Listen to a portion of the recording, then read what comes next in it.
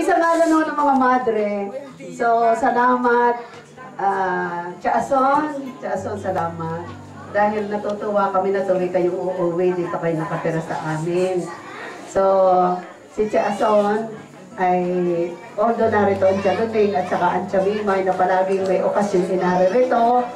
Yan ang aming palagi nang tuwi kaming may kasayahan, ang mga anak ng Tiyamimay, anak ng Tiya, at saka ang Tiyaluning palagi narito. At tuwi naman uuwi ang Tiyason, palagi naririto. Tiyamimay nga palagi yan naririto, kaya nga sabi ko ay, minsan sinabi ko kay Lalet, makinig ka sa akin. Sabi kay Lalet, ikaw ay pag may okasyon sa amin, di ka pumupunta, nalalaman ka namin ng halakakan. No? So, Fernan, lagi kang pupunta dito pag may okasyon dito. Ay, Julius pala, Julius. Si Fernan. Ayan. So, okay. So, nami-miss namin kayo kasi kami maiingay dito ng mga anak ng Tiya, ng mga anak ng Chutunying. Palagi kami narito. At masaya naman kami dahil sina Nati at saka sina Val. Yan, kung hindi pa kami nagkita. So, Tiyason, thank you so much. Talagang, talagang si Tiyason ang talagang dear na dear tayo. Paborito tayo, oo nga.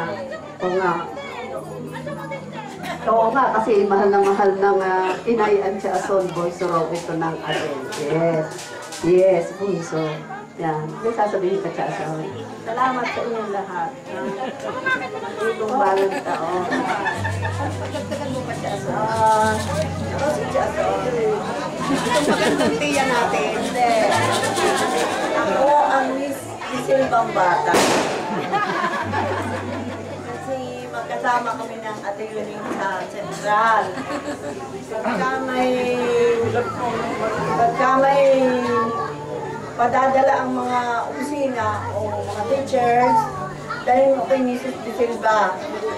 Sino pong Mrs. De Silva? Mrs. De Silva ang bata.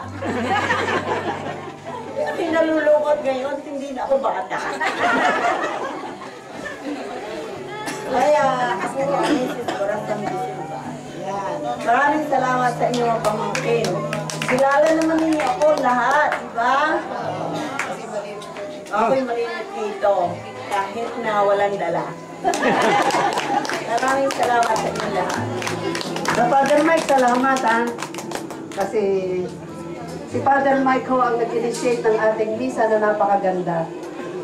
Salamat sa inyo.